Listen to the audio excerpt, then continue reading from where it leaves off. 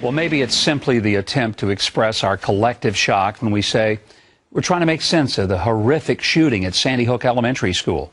But we're not going to make sense. Not from that which is totally disconnected from the cognitive capacity of any rational human being. The governor of Connecticut, Dan Malloy, got it right when he said evil has visited this community. President Obama, in an emotional statement from the White House, spoke more as a parent than a politician, and he quoted the Bible to bring comfort to the nation.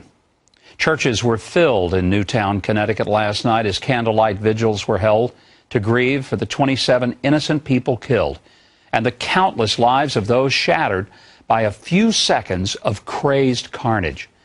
On Friday, Neil Cavuto asked me, where was God? And I said that for 50 years, we've systematically attempted to have God removed from our schools, our public activities, but then at the moment we have a calamity, we wonder where he was. Well, the predictable left lit up the airwaves and blogosphere with a vile and vicious reaction and jumped to the conclusion that I said that if we had prayer in school, the shooting wouldn't have happened. Well, I said nothing of the sort. It's far more than just taking prayer or Bible reading out of the schools. It's the fact that people sue a city so we aren't confronted with a manger scene or a Christmas carol, that lawsuits are filed to remove a cross that's a memorial to fallen soldiers.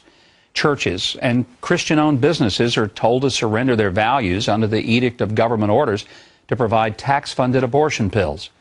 We carefully and intentionally stop saying things are sinful, and we call them disorders. Sometimes we even say they're normal. And to get to where that we have to abandon bedrock moral truths, then we are asked, well, where was God? And I respond that as I see it, we've escorted him right out of our culture and we've marched him off the public square. And then we express our surprise that a culture without him actually reflects what it's become. As soon as the tragedy unfolded, I think God did show up. He showed up in the lives of teachers who put their lives between a gunman and their students. He showed up in policemen who rushed into the school not knowing if they would be met with a barrage of bullets. He showed up in the form of hugs and tears for children, parents, and teachers who had lived through the slaughter. He showed up at the overflow church services where people lit candles and prayed. And he showed up at the White House, where the president invoked his name and quoted from his book. And in a few days or weeks, we'll probably ask God to excuse himself from view, and we will announce in our arrogant pride that we're now enlightened and educated, and we've evolved beyond needing him.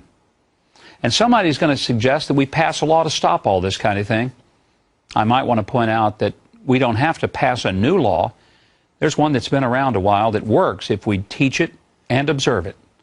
Thou shalt not kill. Oh, there are about 9 others. But to tell you about them would require bringing God back, and we know how unacceptable that might be. Let's go back.